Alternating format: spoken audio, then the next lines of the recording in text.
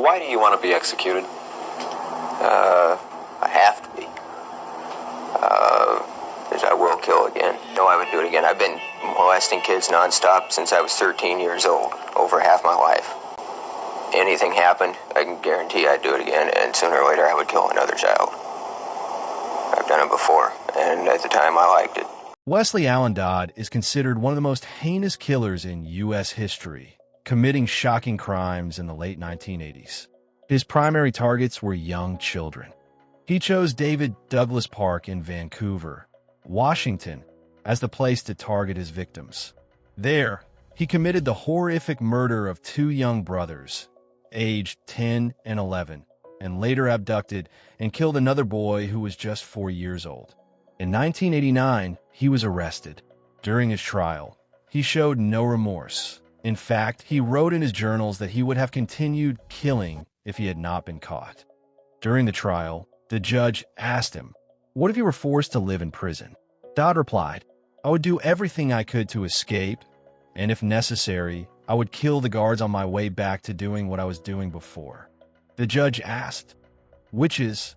Dodd responded, "Killing children." The judge pressed further, "Killing and assaulting children?" Dodd answered, "Yes."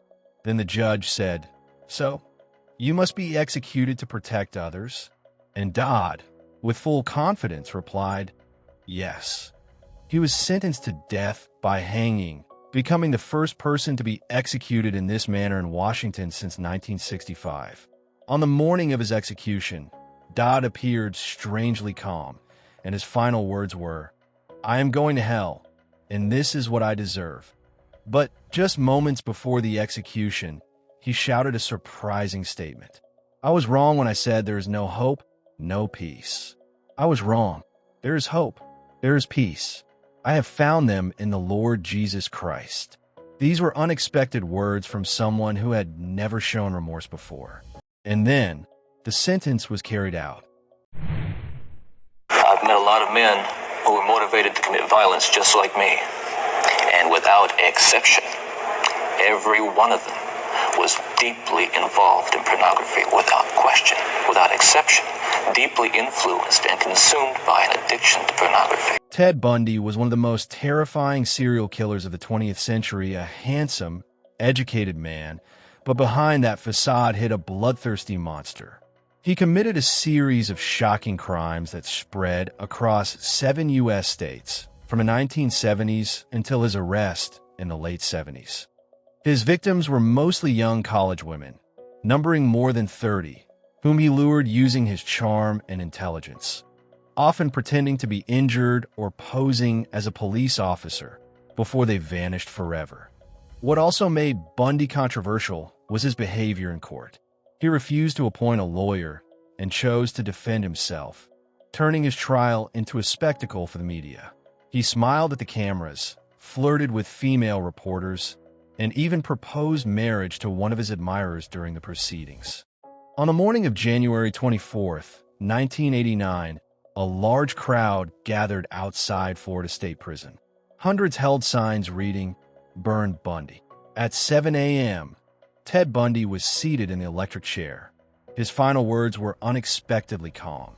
He turned to his guard and attorney and said, "Please give my love to my family and friends." Then he fell silent forever. Yes, I believe a serial killer comes about by the circumstances, and it is like poverty, drugs, child abuse. But these things, contribute to a person's frustration and anger. Richard Ramirez, known as the Night Stalker, committed a series of murders, rapes, and burglaries in Los Angeles and San Francisco between 1984 and 1985.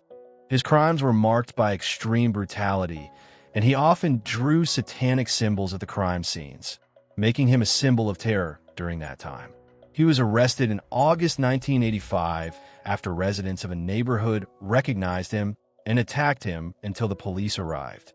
In 1989, his trial began and lasted for years, drawing massive media attention.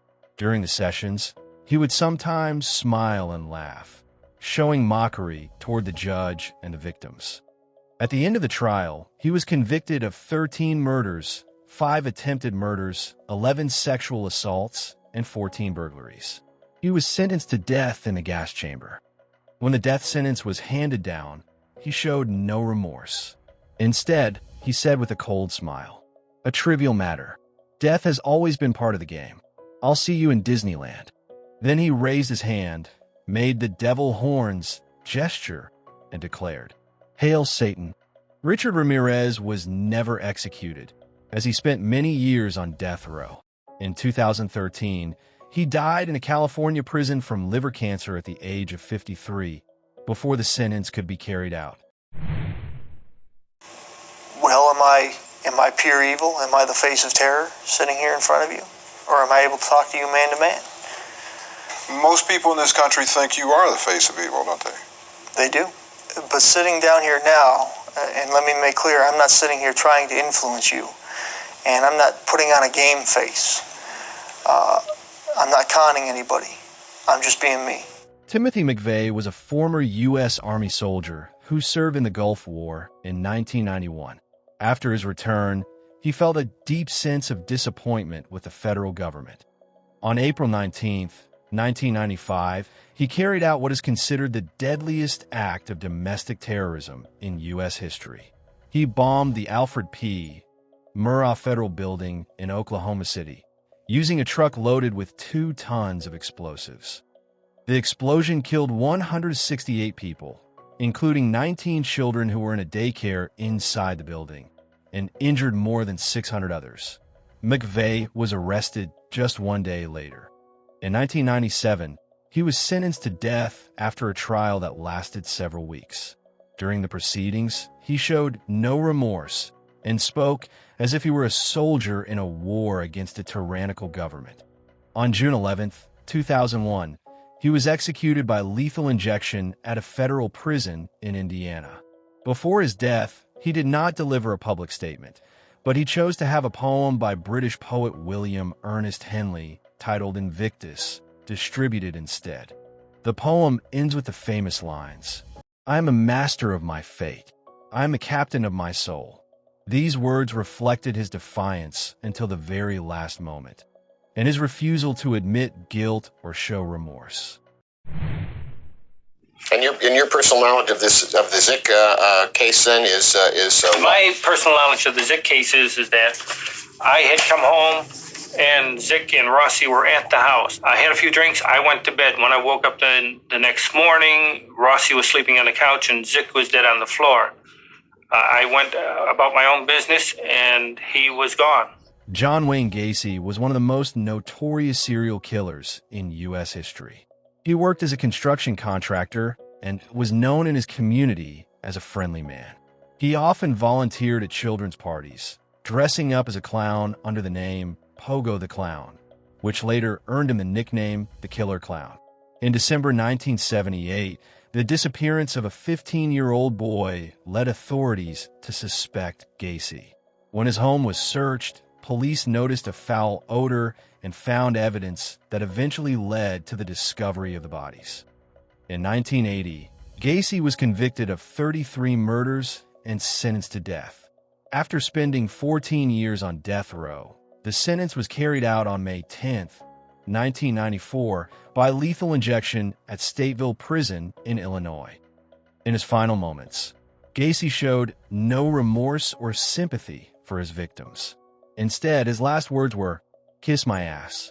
This shocking statement reflected his defiance and contempt, even in the face of death, making him a symbol of evil and indifference in the eyes of men. Their final words may have been shocking, but nothing could change their fate. In the end, murder only leads to ruin, and justice always finds its way.